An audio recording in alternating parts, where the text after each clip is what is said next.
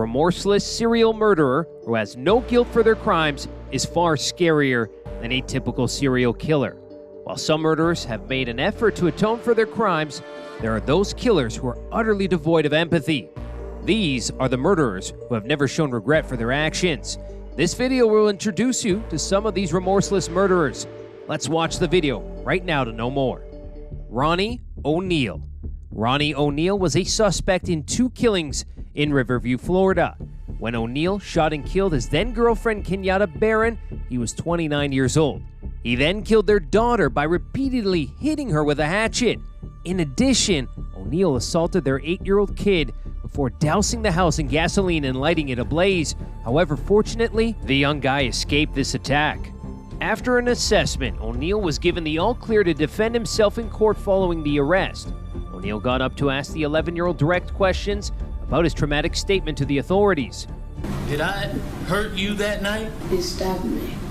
Making it one of the trial's most heartbreaking moments. The son responded to this cross-examination by outlining everything that occurred.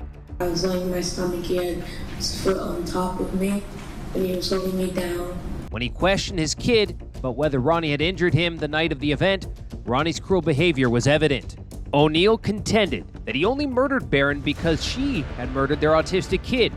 When my daughter was born, it's me who gave the command and find the final command to keep her alive. The jury agreed with the prosecution that O'Neal savagely killed them both before stabbing and putting his son on fire, who was 8 years old at the time, to kill him as well.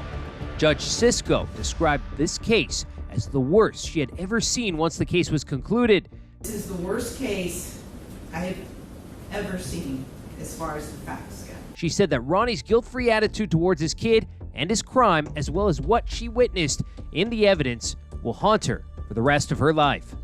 I am not sorry. Randall Moore.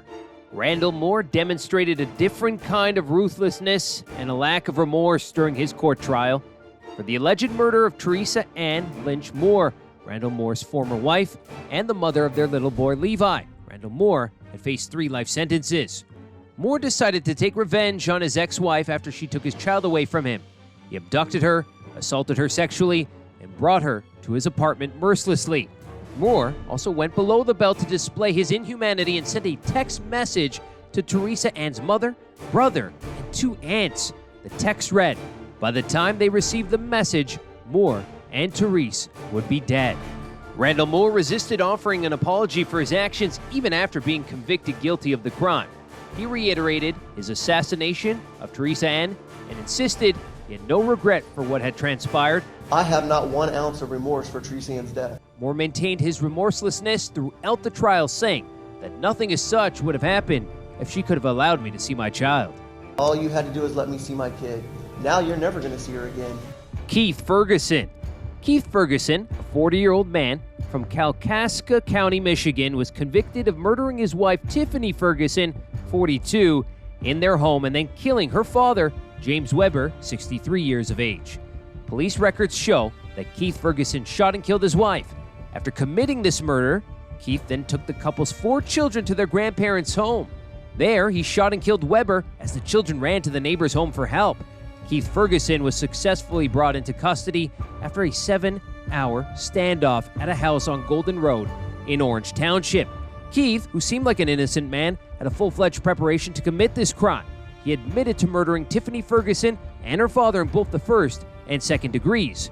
Investigators and those who knew him characterized him as a far-fringe person with a delusion of military grandeur. Due to his arrest and unruly behavior, he was already under suicide watch. Ferguson was not insane in the traditional sense, but the judge who handed down the sentence noted that something was fundamentally wrong with him. But there's clearly something fundamentally wrong with you. To this remark, Ferguson didn't respond. However, he had instructed the court to punish, kill, or do whatever, demonstrating his lack of remorse for his actions. Give me my 100 years or whatever, and give me the out of here. His attitude showed no regret for his heinous act. It was visible in all the hearings that he was indifferent, did not repent, or feel apologetic for his crime. Michael Swanson. Michael Swanson is the final person on today's list of those who acted without any regret. during their court cases. Despite being just 17 years old at the time, he was prosecuted as an adult due to the seriousness of his conduct in killing 2 people. One fine day in November, Swanson entered a shop to rob it, but he ended up killing the owners in the process. Swanson initially confronted Vicky Bowman Hall, 47, at an Algona, Iowa petrol station while wearing a ski mask and brandishing a revolver, demanding money and smoking. Swanson shot and murdered her, even though the girl was obediently complying with the instructions. The most alarming aspect of both of these heists was that Swanson shot both of the victims even though they had mindlessly obeyed his orders. This demonstrated that Michael Swanson was more motivated by murder than by stolen money. Swanson showed a considerable level of insensitivity throughout his court case and argued throughout the trial that he shot the clerk with premeditation, deliberate purpose, and intent to kill.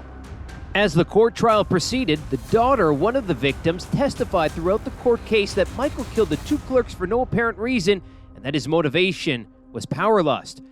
How could you do what you did to my mom and my family? You did it, as you later said on, that it was so you could feel powerful.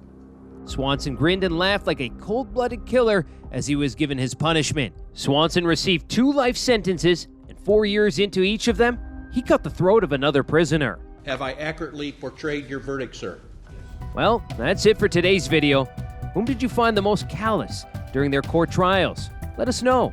Stay tuned for more spine-chilling videos like this. Till then, have a nice day.